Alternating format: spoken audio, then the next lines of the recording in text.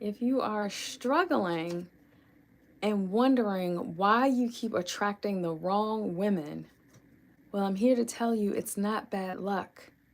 It's your wounds leading the show and picking these women out for you. So if you're ready to go deep and talk about that, welcome, because we're going to go deep. And I know this is a conversation and a topic that men usually don't like to talk about publicly. But here's the thing, fellas. You don't want to continue to keep these wounds in the shadows and have them unhealed forever, because you'll continue to get the same results, especially when it comes to dating and being in romantic relationship. I know this firsthand from my own experience, and I'm going to go into that a little bit deeper today. You know, the reason why I even started this channel and why I'm so deeply passionate about this work and serving men is because of my strained relationship with my own father. And I realized that there were a lot of shadows and a lot of wounds that were unhealed from my little inner little girl and child. And the results that were created in my dating life were very chaotic. But one of the main points I want to make to you, excuse me, today is that unhealed child wounds will shape your attraction patterns. So you think you have a type, right? And you think you're leading in being attracted to this type of woman and always picking these type of women. And maybe deep down inside in your psyche, you're like, these women are not healthy for me. They're toxic, they're crazy, they're narcissistic, they're manipulative, they play games, any of all of the above or any of those. And you realize that something isn't healthy about this, but you continue to pick the same women anyway. But here's the thing, your subconscious runs the show. You know, people don't realize this, but our subconscious mind is actually allowing us or running the show and picking most of the habits that we pick up and the choices that we make. So a little percentage of you are doing things unconsciously. But if you have a pattern of being in toxic dynamics with women, picking women who are, you know, you think you're attracted to the intensity, is like something about her is like kind of crazy and I like it. It's like, that's not healthy. And that's probably your subconscious, your inner wounds, your inner little boy who's attracted to that type of woman. And it's actually not the woman, it's the pattern that she's representing and interacting with you. So, for instance, let's say your mom withheld love from you, your mom was distant, or your father was absent, or a caretaker of yours was absent. Well, then your subconscious mind is going to try to fix that problem and thinking it's fixing that problem for you, but you're actually going to be drawn and attracted to women and date women and be in relationships with women who represent that same pattern for you. So, for instance, maybe you're the type of man who is attracted to a woman that is emotionally unavailable, a woman who purposely withholds love from you in some way, shape, or form, a woman who is maybe masculine or very guarded in some way, very protective of her, can't be vulnerable or warm and nurturing with you, or is kind of like checked out of the relationship a little bit. She was withheld withholds love from you in some way, withholds admiration from you in some way, shape, or form. And she is repeating this pattern of what you used to and what you were subjected to as a little boy from your mother. You may not be making the connection with this on a conscious level, but I'm telling you firsthand from my own experience and having to do deep work to heal these type of wounds that that is the connection. A lot of the unhealthy functioning and how we function in our adulthood is directly connected to what we experienced in our childhood. So that's just, one little small example. Or maybe your father and your mother, or both of your caretakers had a toxic dynamic as far as their love relationship, and that was modeled for you as a little boy. So that's the model you have for relationships, for romantic relationships. So you will unconsciously choose women who match that dynamic with you, where you can all trauma bond and have a very toxic dynamic. And like I said, hey, Shrimp O Rublux and SJ, welcome to the conversation. Welcome, Sean. Welcome, Omar. And so, as I was saying before, you know, your subconscious will chase this type of love, because in your mind and in what you know and what was modeled for you as a child, toxic love dynamics is what's normal, is what was normal for you as a child, is what was shown. This is what love is, and this is how relationships function.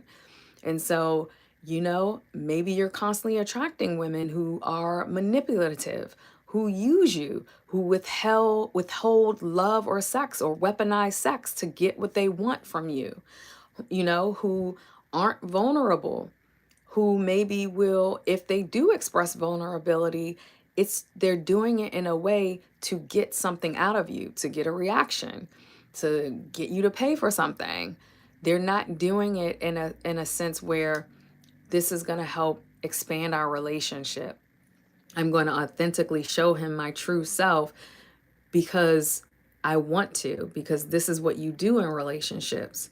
Maybe they're doing this out of, well, if I do this, then he'll do that. And the relationship can be really transactional. That's just one example, and like I said, this isn't bad luck.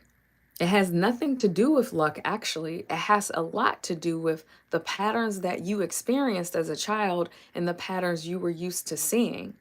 And you will continuously repeat these patterns with women unconsciously if you never realize. So, awareness is the first step to change and transformation. Slick Rick said, relationship is super played. It's like losing for more money. Thank you for expressing that, Slick Rick. I actually disagree with you, because relationships are everywhere, and they are what a lot of what we create is built on. And this doesn't have to be in a romantic relationship. This can be in a business thing too. Like, this can be in a business situation too, where you're constantly picking, a certain type of business partner, or going into business with somebody because they have a certain pattern that you're attracted to, and it's toxic. So maybe you saw your dad get mistreated by your mom a lot, and he was like a doormat, and he could never speak up in the relationship, or he didn't bother to say anything, or speak up, or set boundaries. And so he became more of a people pleaser. Now that's modeled for you, and now you think that's how men function in relationships. So like I said, it doesn't have to be romantic. So now let's say you start a business and you partner with somebody, but in this dynamic, you can't speak up, and this business partner is constantly running all over you. And in the back of your mind, you're resenting this person.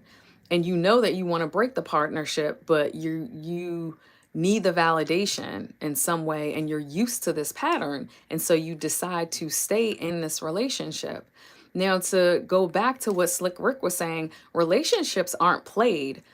They are a mirror for our growth, actually. They are a mirror and an opportunity for our expansion. But if you don't bother to, what do I want to say? I'm losing my train of thought here. If you don't want to bother to not rock the boat, not speak your truth, let the relationship go stale and not invest in it, like I said, not invest or make the effort, then yeah, they will be played to you. But we're not meant to live this life and experience this life and create this life by ourselves. A lot of things that we do in life and function in life are based off relationship. We have a relationship with everything. So I disagree with you, but thank you for stating your truth here. It is welcome. And maybe that's coming from your past wounds. Maybe that's coming from your past wounds of unhealed relationships and the relationship dynamic and how you're experiencing relationships now as an adult or in the past. So, something to think about. Logan says, very insightful. Hi, Jeannie. Welcome. Welcome to the conversation. DDD Plumbing Company says, how do you break the trauma bond? Such a good question. Well, the first step to transformation and change in any regard is awareness. First, you got to be aware that you're experiencing a trauma bond with this person. So, for instance, notice if you're in a toxic dynamic with somebody. Notice what the foundation of your relationship is based off. Let's take a dating example. Let's take a romantic relationship example for to answer your question. Notice if when you and this woman are connecting or talking or having any type of communication, whether it be in text, FaceTime, phone, whatever. Notice what the topics of the conversations are, what the themes are. Is she constantly talking to you about her past relationships and complaining about them? Notice if she's telling you any inkling or information or details around the unhealthy relationship she's had with her parents. First and foremost, because that's the first relationship we cultivate when we come into this world, the relationship with our parents. Notice the conversation, the tone of voice, the language, the words that she's using. Are they all negative? Right? And are you feeding into that by responding the same way? By constantly being a victim, by constantly blaming women and being a victim around your past relationships? Are you constantly going to that type of conversation when you're talking to her? Is your conversation highly sexualized? And you want to definitely pay attention to this as soon as you meet this woman. Like you went from 0 to 100 as far as like talking about sex and talking about what you want to do to this person and your desires and what you like and what they don't like. That's a way people trauma bond through sex, because one, you're hitting on this person's desires and libido. You're creating dopamine hits because you feel like you get a reward after, you get a reward when talking to this. So neurologically, your brain is going off. You may be feeling some type of response in your body. But notice if it's highly sexualized and it's coming like that as soon as you meet this woman. That's telling you right there, maybe there's a trauma bond right there, because maybe the only way you have connected to women is through sex, and maybe the only way she's connected to men is really starting off leading with the sexual desire you have for her. Notice if you all are racing to that. That's like I said, or being a victim around your past relationships or things going on in your life. That's how you trauma bond with somebody. And it's almost like a push and pull and constant wanting and craving for this person's validation in some way, shape, or form, even if it's toxic, which goes in. So pay attention to the intensity of things. That's how you know you may be trauma bonding, because literally you'll go from 0 to 100 in a small amount of time and just meeting this person. There's no pacing. There's a lot of love bombing. There's things that you both are doing that are unhealthy because it's not building a stable foundation and getting to know each other and really discerning if this woman is aligned with you, from her core values to, how she lives her life day by day. So you want to pay attention to things like that. That's a way to let you know you might be trauma bonding, especially if it's really intensified. Because here's the thing that I've discovered in working with men. I'm not saying all men, but many men, some men can mistake chaos and intensity for connection. And they're two very different things.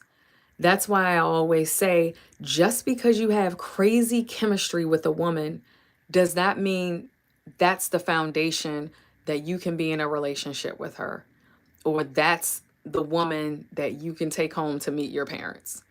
That it just crazy chemistry means nothing. Hey Anderson, welcome. Hey Sean, welcome. So that's how you notice things around trauma bonding. And notice if this woman has the same patterns as your mom, as your dad, and I mean the same unhealthy, toxic patterns, right? Notice that. And, just really be aware first and foremost. And then if you notice it and you're like, okay, we're bonding a lot over our trauma, over our failed relationships. This thing is highly sexualized. It's a lot, but it's unhealthy in some way. Then you want to pump the brakes and question if this is really something you want to get into. But sometimes it goes so fast, you're not realizing until this is another way something flips in her personality, right? Because women and men can only keep up a mask and show that to another person, but for so long.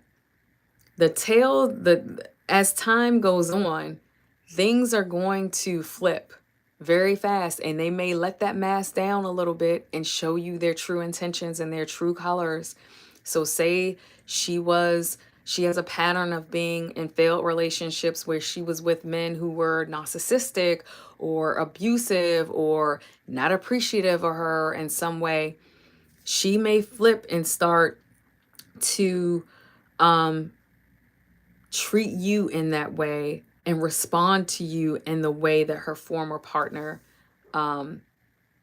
used to, and interact with you in that way. So notice that, like I said, many men will mistake crazy chemistry, intensity, and some type of toxic trauma bond thing because she has you under her spell as a form of connection, and it's completely opposite from connection and intimacy. Definitely they're at extreme ends of the spectrum. So be aware of that.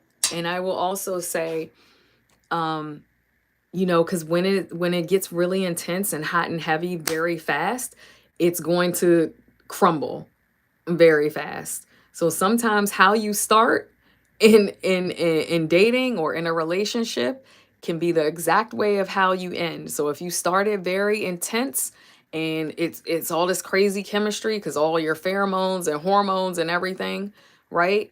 It may end just as fast. So that's something you want to be aware of. That's not healthy. That's not how you set a healthy foundation for any relationship. So I hope that answered your question. DDD Plumbing, really great question you asked. And that goes into my second point. The reason why you also may be attracted to women who are not good for you, and you're questioning this and you're confused about it, is because this type of pain feels familiar. And so we're always going to be drawn and make choices, right? When we want something that's convenient and easy, we may always be drawn to something that's familiar because that's our comfort zone. It's comfortable, even though it may be painful. Look at how many people, I'll speak for people in the US. I can't speak for people overseas. Look at how many people in the US are very overweight, and a lot of them are suffering, whether it's bringing strain on their joints, their heart, their respiratory system, their circulatory system. They're suffering in some way, but it's so comfortable that they haven't suffered enough to make a different choice. It's the same thing with dating women that are wrong for you. The pain feels so familiar and intoxicating. The toxic dynamic feels so familiar and intoxicating, and it's comfortable and it's easy because you already have a pattern of attracting these type of women, whether they're narcissistic or emotionally unavailable or manipulative or weaponize sex to get what they want. There's something about them that is constantly bringing you back to have a situationship with, to date, to have a relationship that's on off, on again and off again, to stay in a relationship that isn't healthy because it's comfortable, it's convenient, it's easy, and all of that is wrapped up into it feels familiar. So it's giving you some level of comfort, and it's also giving you some level of payoff because change may be different. You may have to be celibate for a while. You may have to like drain the arsenal of women you're talking to who are very unhealthy and intense and crazy, right, to create a change in your life and get those women out of your life so that you can heal. And so this is why I always say men sometimes don't want to have this conversation in public or have this conversation publicly, but it's a very important conversation to have publicly and behind closed doors because obviously there's something here. If it wasn't, and all men were doing the work, the inner work to heal themselves, well then the porn industry wouldn't be $1 billion industry. There wouldn't be a OnlyFans. And I'm not knocking OnlyFans because that's not the only thing on there that's, influencers who are like into the sex porn and part of it. There's also other big creators on there, but that platform has blown up because of that part, that sector of the platform where some influencers or models, what they call them, are making money hand over fist because their client base are unhealed men who want validation and will pay to get that validation instead of going deep to undo those wounds and heal them so that that starts to look unhealthy and they don't go near it. This is why men go to drugs, to alcohol, maybe even to other things that are extreme, that are feeding that monster. This is why there are a lot of unhealthy relationships, and I'm not blaming men. Women get to do their work too. But what I'm experiencing on the other side as being a coach, women are more willing to pay to get this healing, right? Men are now just starting to really come out and, get coachings and one-on-one help or go into men's groups from what I'm seeing. Because when I was helping men back in 2020, a lot of people were coming to me and was like, wow, Joy, I'm actually really amazed that you only help men. I've never like seen this online. So, it's something, it's a conversation that I'm sure isn't easy for men, but it's a conversation that gets to be had. This is why strip clubs are making money. And I don't mean like, oh, you're going to celebrate a bachelor party and you may end up there, right? You might have end up there for the night and you've gone there once. So I'm not even talking about that. I'm talking about where strip clubs have regulars and people, the same people, men are constantly coming there to pay for this, right? And I'm not knocking it. Actually, I worked coat check at a strip club. So I worked a VIP booth at a strip club. So I could see exactly who was renting rooms to get, for these strippers to get things. So it's like I was very much in the mix of it and witnessing it, right? And even talking about it to men who were going there, to men who were like the bouncers there. So I'm not judging any man, but this is why these type of industries are making money, because some of you would rather do that and throw money at that as opposed to investing yourself in a way where you can uproot these wounds and get them to the point where they're dissolved. Because what happens when you do the inner work, when you do shadow work, when you do boundary work, when you hire a therapist, when you hire a coach to work with, to go deeper on your wounds that are unhealthy, and you see the result is you're dating toxic women, you're in a relationship with the wrong woman, you know, a woman is running you crazy in a relationship. When men are willing to invest in themselves in this way, then all that starts to change, and you'll see it slowly change in your romantic relationships. Like I said, maybe even in your business relationships. All of those women that you used to be attracted to and you usually like, you won't even take a second look at when you've healed. When you start to work with your inner little boy who is unhealed, who really at the base of it is just looking to be loved, right? The basis of everything. He just wants to be loved. And so he comes out to look for, like, who is going to love me, right? Oh, her right there. That one that like is ignoring me and have no time for me, but she's representing what mom did. So maybe if I can just get her to see that I'm worthy, I'll be okay. But that's not the way, right? Your inner child, your inner little boy, your wounds, your wounded little boy should not be running the show in your dating life. You, the adult part of you, should be taking the lead in that.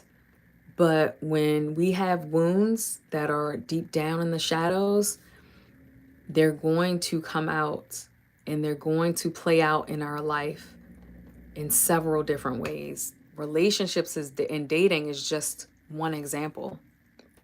So when you invest in yourself and you start to do the inner work and you start to heal and change, the type of women that you are attracted to is going to change. You'll notice that your nervous system is going to even feel different. You know, when you are talking to women who are unhealthy, manipulative, narcissistic, your nervous system is either in fight, flight, or freeze. And you're used to your nervous system being like this. So it's just like it becomes normal for you. But when you do the inner work and you start to heal and you become a different man, a transformed man, right? And now you're not looking for that outside validation and outside love that mom or dad didn't give to you through your partner or through the woman you're choosing to date right now. Everything changes. It's like the trajectory and the energy changes. And like I said, those women you wouldn't even give a second look to. You'd be like, ugh, uh, no, right? But your nervous system starts to get used to being in a calm and grounded state. And when you start to get experience being in that state, you don't want it disrupted. And when you're with a woman who's secure, who's warm, who's nurturing, who's doing her own work and has done her own healing and is feminine and knows what she wants and knows what she's looking for and lives life by what she values and is not looking for validation from you as well, she's her own person, she's whole, she's complete, then your nervous system will identify that and be like, yes, that's what I want. That's secure. You know, I don't want somebody who's anxious. I don't want somebody who's detached, you know, avoidant and won't show me love, admiration, etc., etc. you'll start to overlook those women. Like I said, they won't even be attracted to you. They won't even be on your radar. And you'll notice the caliber of women and the energy that around the women that you're choosing now and attracting will be completely different. So Ahmed says dating while you're in school in your 30s is a challenge too. It can be. And I mean, I guess you're saying when you're in like in college or maybe medical school or something or law school or something, it can be. And I feel like in as a man, you get to be very aware of where your priorities are right now. So, is it really a challenge that you feel like you can't give the attention that you would want to give? Um, and like I said, it's all about what is important to you at that moment in time in your life. Maybe, dating here and there is important. It's like, okay, you could take it or leave it.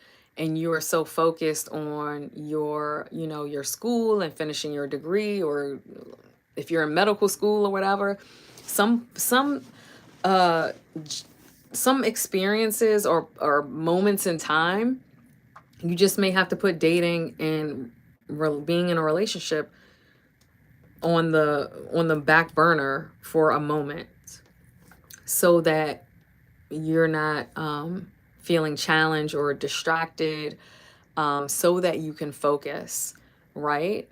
And then come back to it later. But as a man, you got to be willing to be honest with yourself and make that choice for yourself. Yes, it could be a challenge, but it can also be very possible. There's people out there who men out there who I'm sure have met their wives or had a long-term relationship while they were busy with X, Y, and Z. Sometimes it just happens like that, but maybe they were very clear on what they wanted and the type of woman they wanted to bring into their life. And they were like, you know what, it's a challenge, but I'm going to do it because this is just as important to me, et cetera, et cetera. So it really depends on, I know this wasn't a question, but I wanted to add to what you said, what your priorities are and what's important to you at that moment in time. Maybe completing your schooling right now is much more on the higher end of a priority. And so you put dating aside for right now. It doesn't mean it's forever. It's just like, I want to get through school and really 100% focus on that. And then when I come out of it, then I'm going to get back out there in the game. Or if you can juggle both, do it. Nothing in life is easy. Without risk, there is no reward. And so if it's challenging, maybe it's challenging in a way where it's going to make you a better man and add to your growth and evolution. But like I said, this goes back to being clear on what's important for you in this moment in time. So that was the last point I wanted to make before adding what Ahmed was saying, is basically do the inner work, do the shadow work, do the boundary work, do whatever parts work or anything that could unroot those wounds, because like I said in the start of this conversation, they will continue to run the show in your dating life and beyond. Look how popular gambling is, and that's only going to grow, like online gambling. And some people get really addicted to that. And I'm making this point because I'm saying, if you're addicted and constantly gambling every day, that is a wound showing up to run the show, right? That is not normal. It's not like, oh, I just happened to be in Vegas. I played the slot machines. I played blackjack. I never do it. I just wanted to, and you didn't care about whether you lost money and you weren't like in there. Like, it wasn't like, but people who gamble every day and lose money and have loan sharks and stuff, it's the same thing. It's that wound showing up to run the show. And these industries are making billions of dollars from unhealed wounds in people.